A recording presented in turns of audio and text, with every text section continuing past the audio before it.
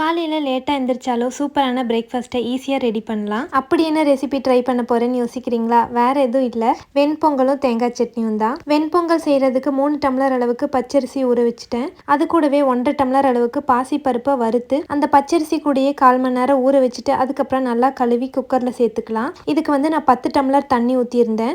அது கூடயே தேவையான அளவு உப்பும் பச்சை மிளகாய் 2 ஆட் பண்ணியிருந்தேன். மூடி போட்டு க்ளோஸ் பண்ணிவிட்டு ஒரு 8 விசில் கழித்து ஸ்டவ் ஆஃப் பண்ணிடலாம். இப்போ அந்த குக்கர் ஓப்பன் பண்ணி பார்க்கும்போது சாப்பாடு நல்லா குழஞ்சி வந்திருக்கும். நெக்ஸ்ட் வெண்பொங்கலை தாளிக்கிறதுக்கு கொஞ்சமாக கருவேப்பிலை, இஞ்சியை ரொம்ப பொடி பொடியாக நறுக்கி வச்சுக்கோங்க.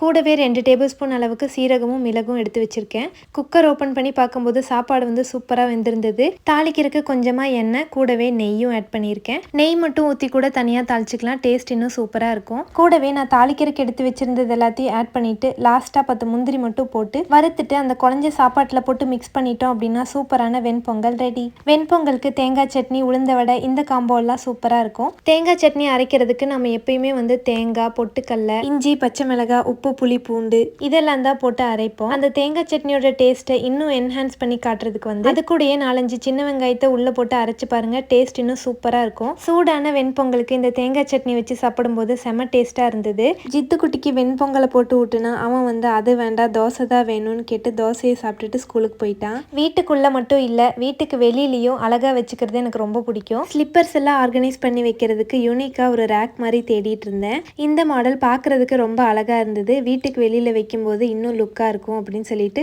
இதை தான் வாங்கியிருந்தேன். இதில் 4 கம்பார்ட்மெண்ட்ஸ் இருக்கும். நம்ம 5 லேயர்ஸாக யூஸ் பண்ணிக்கலாம். இந்த ஷூ ரேக்கை மீஷோ ஆப்பில் வெறும் 299 ருபீஸ்க்கு தான் வாங்கியிருந்தேன். குவாலிட்டி அவ்வளோ நல்லா இருந்தது. நான் 3 ஷூ ரேக் வாங்கியிருந்தேன். எங்களோட ஸ்லிப்பர்ஸ்க்கு விட ஜித்துக்குட்டியோட ஸ்லிப்பர்ஸ், ஷூஸ் இதெல்லாம் தான் நிறைய இருந்தது. வீட்டுக்கு வெளியில் நீட்டாக ஆர்கனைஸ் பண்ணி வச்சுக்கலாம். அதே போல் எடுக்கிறதுக்கும் கம்ஃபர்டபுளாக இருக்குது. இந்த ஆர்டிஃபிஷியல் பிளான்ட்ஸ் 3 சேர்த்து 173ன்னு மீஷோ ஆப்லேருந்து வாங்கியிருந்தேன். இந்த ப்ராடக்டோட டீட்டெயில்ஸ் எல்லாமே ஸ்க்ரீன்லேயும் கொடுத்துருக்கேன், அதே போல் டிஸ்கிரிப்ஷன்லேயும் இருக்குது. உங்களுக்கு வேணும்னா செக் பண்ணிக்கோங்க.